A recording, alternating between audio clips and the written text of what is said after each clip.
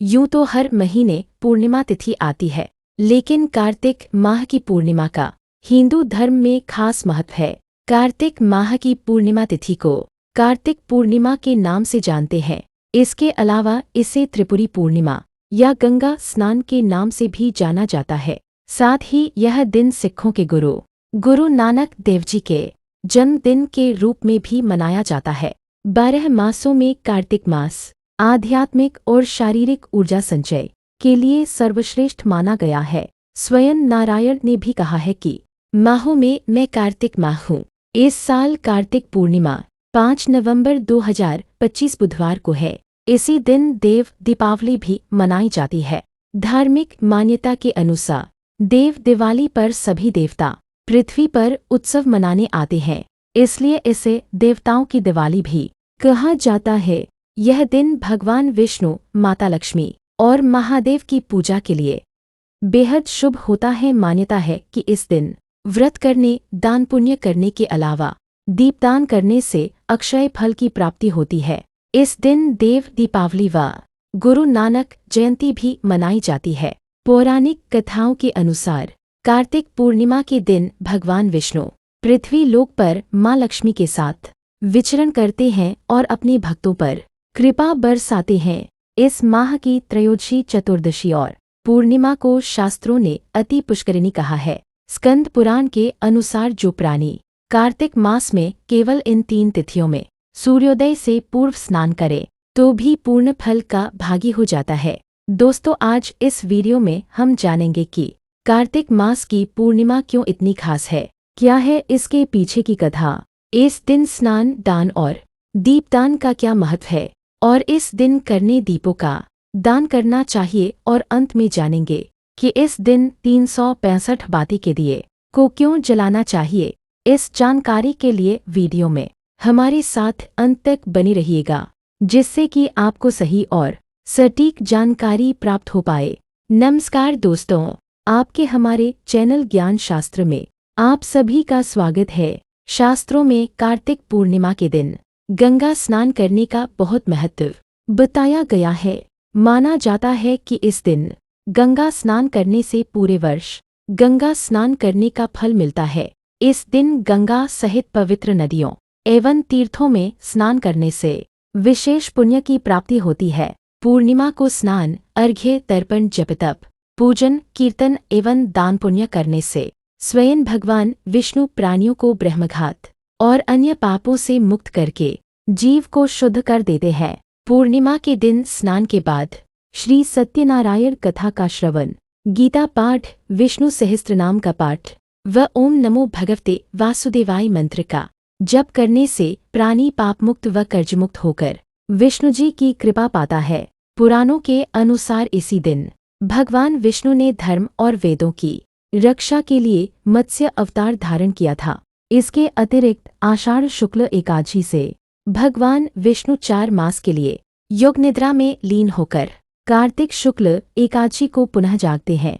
भगवान विष्णु के योग निद्रा से जागरण से प्रसन्न होकर देवताओं ने पूर्णिमा को लक्ष्मी नारायण की महाआरती करके दीप प्रज्वलित किए। इसी दिन ब्रह्मा जी का ब्रह्म सरोवर पुष्कर में अवतरण हुआ था। इस दिन तीर्थयात्री पवित्र पुष्कर सरोवर में स्नान करके देवों की कृपा पाते हैं। आज ही के दिन भगवान शिव ने त्रिपुरासुर नामक राक्षस का वध किया था, जिससे देवगण बहुत प्रसन्न हुए और भगवान विष्णु ने शिवजी को त्रिपुरारी नाम दिया, जो शिव के अनेक नामों में से एक है। यह दिन देवताओं की दीपावली है। इस दिन दीपदान व व्रत पूजा आदि करके हम भी देवों की दीपावली में शामिल होते हैं, ताकि हम अपने भीतर देवत्व धारण कर सके, अर्थात सद्गुणों को अपने अंदर समाहित कर सके। देवों की दीपावली हमें आसुरी प्रवृत्तियों अर्थात दुर्गुणों को त्याग कर सद्गुणों को धारण करने के लिए प्रेरित करती है। नारद पुराण के अनुसार कार्तिक पूर्णिमा पर संपूर्ण सद्गुणों की प्राप्ति एवं शत्रुओं पर विजय पाने के लिए कार्तिकेय जी के दर्शन करने का विधान है। भगवान विष्णु को प्रसन्न करने के लिए इस दिन आसमान के नीचे सायंकाल घरों, मंदिरों, पीपल के वृक्षों तथा तुलसी के पौधों के पास दीप प्रज्वलित करने चाहिए। गंगा आदि पवित्र नदियों में दीपदान करना चाहिए। दोस्तों, इस दिन पूजा के साथ हमें कार्तिक पूर्णिमा की कथा भी सुननी चाहिए।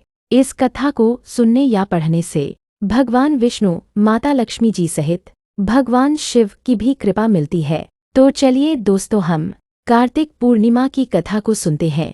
कार्तिक पूर्णिमा व्रत कथा। एक पौराणिक कथा के अनुसार जब भगवान कार्तिकेय ने तारकासुर का वध किया था, उससे क्रोधित होकर तारकासुर के 3 पुत्रों ने देवताओं से बदला लेने का फैसला किया। तीनों असुरों के नाम थे तारकाक्ष, कमलाक्ष और विजुनमाली। देवताओं को पराजित करने के लिए पहले तीनों ने तपस्या की और तपस्या के लिए जंगल में चले गए। उन्होंने हजारों वर्ष तक अत्यंत कठोर तप किया। उनके कठोर तप से ब्रह्मा जी प्रसन्न हुए और उनके सामने प्रकट हो गए और ब्रह्मा जी ने तीनों से वरदान मांगने के लिए कहा। तीनों ने कहा कि ब्रह्मा जी, हमने आपको प्रसन्न करने के लिए कठोर तप किया है, आप हमें अमरता का वरदान दे। उनका यह वरदान सुनकर ब्रह्मा जी ने कहा कि मैं आपको अमरता का वरदान नहीं दे सकता, लेकिन तुम इसमें कोई ऐसी शर्त रख लो जिसके पूर्ण होने पर ही आपकी मृत्यु होगी।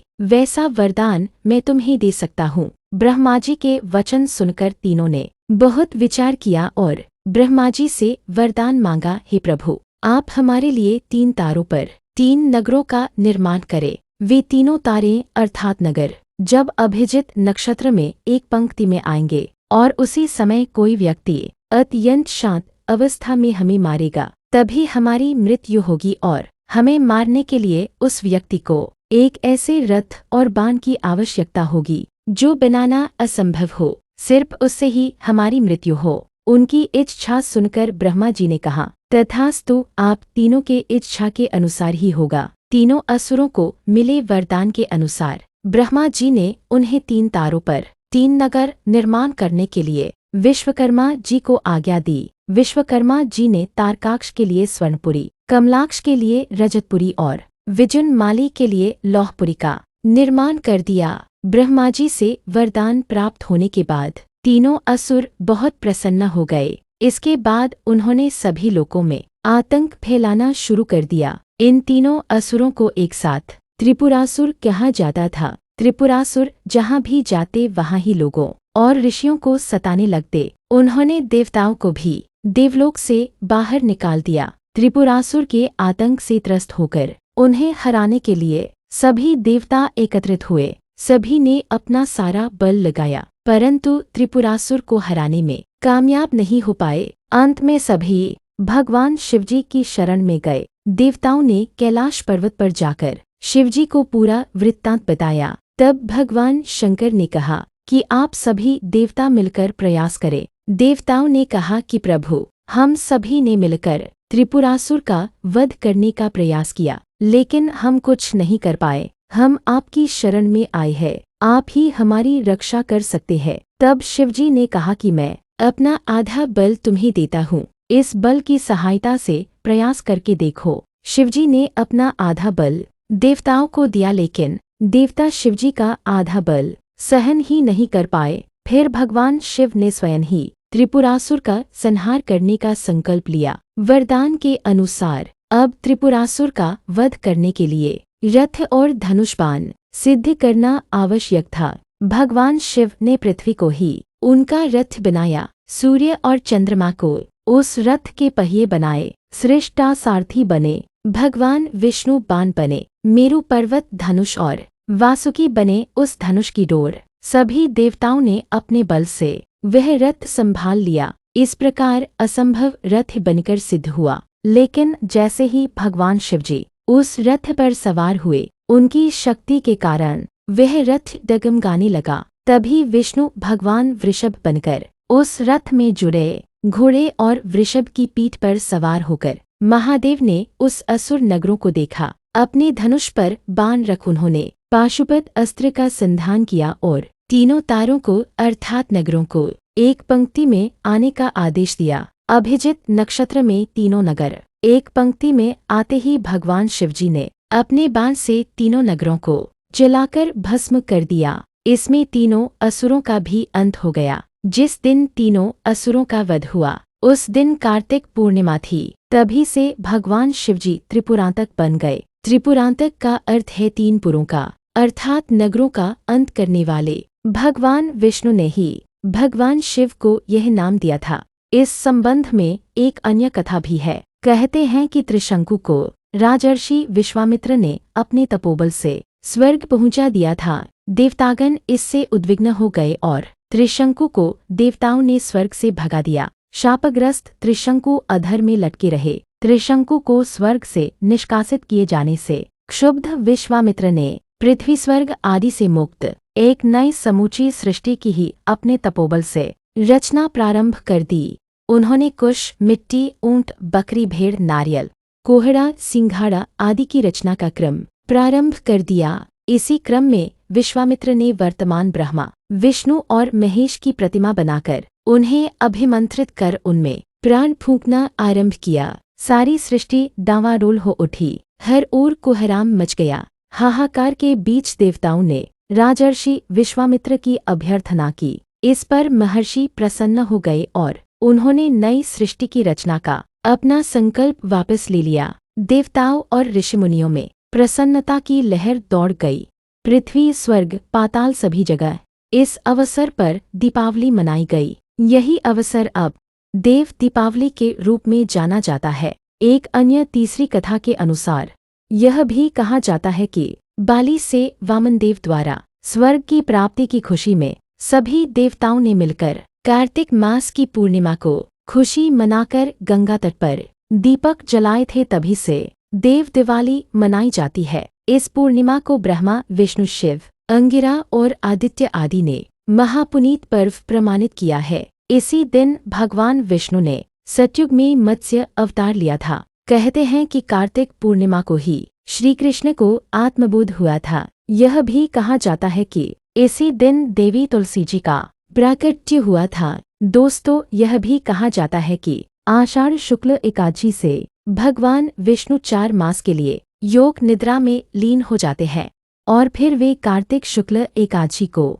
जागते हैं। उस दिन उनका तुलसी विवाह होता है और इसके बाद भगवान विष्णु के योग निद्रा से जागरण से प्रसन्न होकर सभी देवी देवताओं ने कार्तिक पूर्णिमा को लक्ष्मी और नारायण की महाआरती कर दीप प्रज्वलित कर खुशियां मनाई थी। तो दोस्तों, ये थी कार्तिक पूर्णिमा की कथाएं, जो ये बताती है कि इस पर्व का हमारे जीवन में क्या महत्व है और ये पर्व क्यों मनाया जाता है। दोस्तों, कार्तिक पूर्णिमा के ही दिन हर साल गुरु नानक जयंती को भी प्रकाश पर्व या गुरु पर्व के रूप में मनाया जाता है। दोस्तों, यह सिख धर्म के संस्थापक गुरु नानक देव जी का जन्म दिवस है। इस साल गुरु नानक देव की 556वीं जयंती मनाई जा रही है। सिख समुदाय के लोग इसे बड़ी श्रद्धा और उल्लास के साथ मनाते हैं। गुरु नानक की करुणा, एकता, समानता और निस्वार्थ सेवा की सीख आज भी उतनी ही प्रासंगिक है जितनी सदियों पहले थी। उनका एक ओंकार का संदेश सभी प्राणियों के बीच सद्भाव और दया को बढ़ावा देता है। इस दिन दुनिया भर के गुरुद्वारे रोशनी से जगमगाते हैं और शब्द कीर्तन से सराबार रहते हैं। यह दिन लंगन और कई तरह के सांस्कृतिक कार्यक्रमों के नाम रहता है। ये त्योहार एकजुटता की भावना बढ़ाता है। गुरु नानक देव जी का जन्म 1469 में राय भोई की तलवंडी में हुआ था, जो अब पाकिस्तान के ननकाना साहिब में है। यह उत्सव कार्तिक पूर्णिमा से 2 दिन पहले अखंड पाठ के साथ शुरू होता है। सिखों के पवित्र धर्म ग्रंथ गुरु ग्रंथ साहिब के 48 घंटे के निरंतर पाठ को अखंड पाठ कहते हैं। गुरु नानक जयंती से एक रात पहले एक भव्य नगर कीर्तन जुलूस पवित्र ग्रंथ को सड़कों पर ले जाता है। इसके साथ भजन और सिख मार्शल आर्ट गतका का प्रदर्शन करते हुए लोग चलते हैं। गुरु नानक जयंती के दिन सुबह सुबह प्रभात फेरियां निकाली जाती है। इसके बाद लोग सामुदायिक लंगर का हिस्सा बनते हैं। ये साझा भोजन, समानता और निस्वार्थ सेवा का प्रतीक है। लंगर एक तरह की सामुदायिक भोजन सुविधा है जिसमें लोग एक साथ जमीन पर बैठकर सादा भोजन करते हैं। इसमें खाना बनाने से लेकर खाना खिलाने और खाने में किसी को कोई रोक टोक नहीं होती है। कहते हैं कि लंगर या सामुदायिक रसोई की परंपरा गुरु नानक देव जी ने 1500 के दशक में शुरू की थी। यह एक क्रांतिकारी कदम था। उनकी इस पहल ने सामाजिक सीमाओं को तोड़ा और समानता एवं एकता की मिसाल पेश की। आज भी लंगर गुरु नानक के निस्वार्थ सेवा और करुणा के संदेश का एक सशक्त माध्यम है।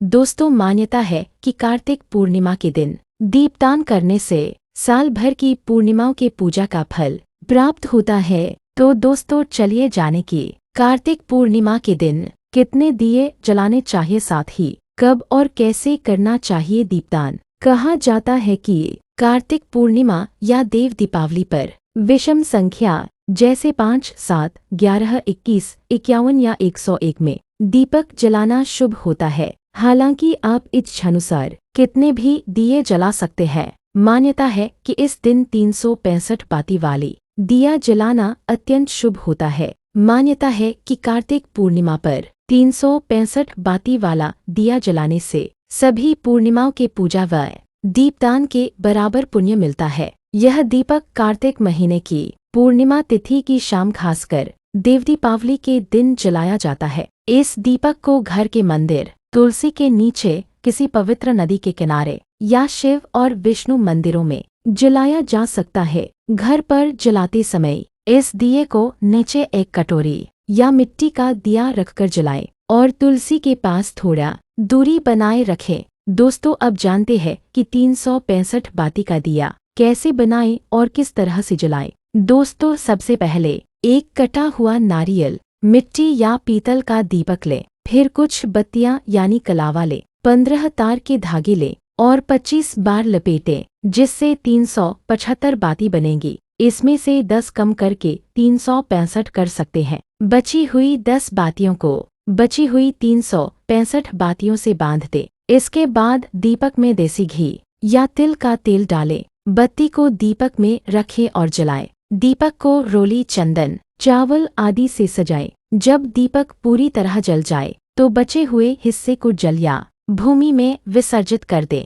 365 बाती के दीपक का महत्व। धार्मिक मान्यता के अनुसार कार्तिक पूर्णिमा के दिन 365 बाती का दीपक जलाने से साल भर की सभी पूर्णिमा और पूजा का फल एक साथ प्राप्त हो सकता है। इस दिए को घर के मंदिर, तुलसी के पौधे, पीपल के पेड़ या किसी मंदिर में जलाना बहुत शुभ माना जाता है। अगर कोई व्यक्ति कार्तिक पूर्णिमा पर 365 बातियों का दीपक जलाता है तो यह रोजाना पूजा करने के बराबर है। जो लोग रोज पूजा नहीं कर सकते वे कार्तिक पूर्णिमा पर यह दीपक जला सकते हैं। ये थी जानकारी 365 बत्ती वाले दिए की। अब आइए जानते हैं कि कार्तिक पूर्णिमा पर दीपदान कैसे करें। कार्तिक पूर्णिमा के दिन गंगा, यमुना, नर्मदा, गोदावरी आदि पवित्र नदियों में स्नान करके दीपदान का खास महत्व है। अगर नदी में स्नान करना संभव नहीं है तो घर पर ही स्नान के पानी में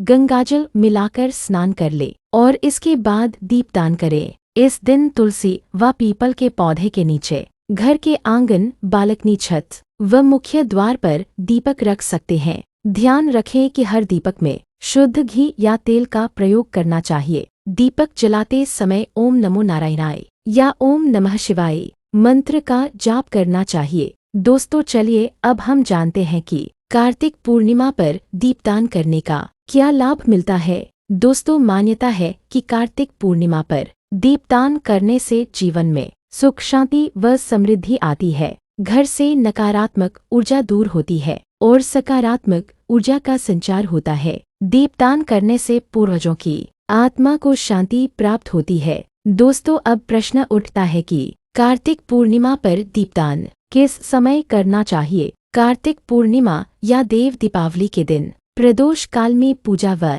दीपदान करना अति उत्तम माना जाता है। इस बार कार्तिक पूर्णिमा पर दीपदान के लिए शुभ मुहूर्त शाम 5:15 से लेकर शाम 7:50 तक रहने वाला है।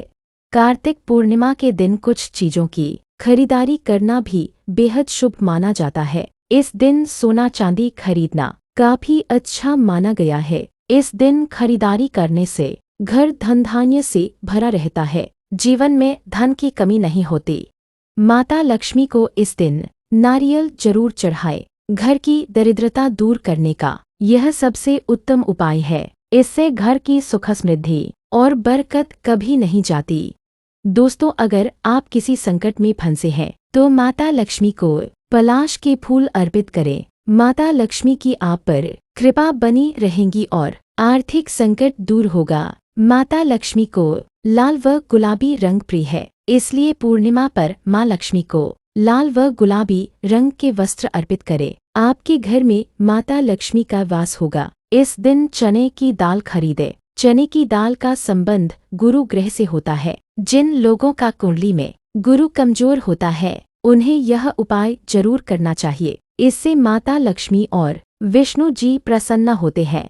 पूर्णिमा के दिन श्रीयंत्र भी जरूर खरीदें। इससे कारोबार में सफलता और धन लाभ होता है। माता लक्ष्मी की सदैव कृपा बनी रहती है। दोस्तों, अभी तक हमने कार्तिक पूर्णिमा के दिन स्नान और दीपदान के महत्व को जाना। अब हम जानेंगे कि इस दिन किन चीजों का दान करना चाहिए। कार्तिक पूर्णिमा पर करें सोने का दान। कार्तिक पूर्णिमा पर सोना का दान सर्वोत्तम माना गया है। शास्त्रों के अनुसार सोना का दान करने से व्यक्ति को जीवन में कभी भी धन धान्य की कोई कमी नहीं रहती है। शास्त्रों में कहा गया है कि सोना का दान करने का फल व्यक्ति को 7 जन्मों तक मिलता है। इसलिए कार्तिक पूर्णिमा पर आप अपने सामर्थ्य के अनुसार सोने का दान कर सकते हैं। कार्तिक पूर्णिमा पर आप सोना का दान किसी ब्राह्मण, अपने भांजी भांजे या बहन को भी कर सकते हैं। अगला दान है अन्न और वस्त्रों का दान।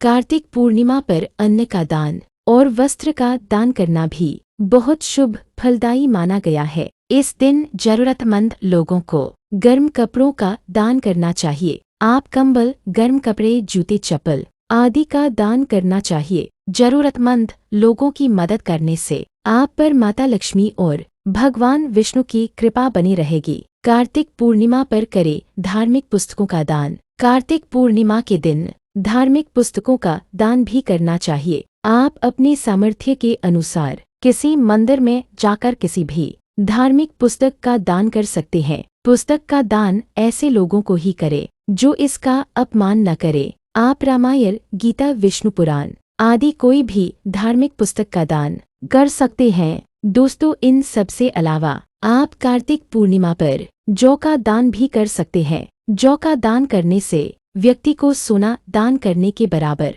फल मिलता है। इसके अलावा भगवान विष्णु को काले तिल अधिक प्रिय हैं, इसलिए इस दिन तिल दान करें। इस दान से आपको भगवान विष्णु और माता लक्ष्मी दोनों का आशीर्वाद मिलेगा। इसके अलावा आप घी का दान भी इस दिन कर सकते हैं। घी का दान करने से व्यक्ति के सारे पाप नष्ट हो जाते हैं और स्वर्ग के द्वार उसके लिए खुलते हैं। अगला दान है धन का दान। इस दिन आप अपनी सामर्थ्य व श्रद्धा अनुसार धन का दान करें। इस दिन फल दान करने से भी पुण्य मिलता है। कार्तिक पूर्णिमा के दिन हमें मौसमी फल जैसे गन्ना, सिंघाड़ा, केला, सेब, शकरकंद आदि फलों का दान करना चाहिए। इस दिन हमें गुड़ का दान भी करना चाहिए। गुड़ के दान से घर से दरिद्रता दूर होती है। तो दोस्तों, कार्तिक पूर्णिमा के दिन आप भी इन चीजों का अपने सामर्थ्य के अनुसार दान करें। इन चीजों का दान करने से समस्त देवी देवता प्रसन्न होंगे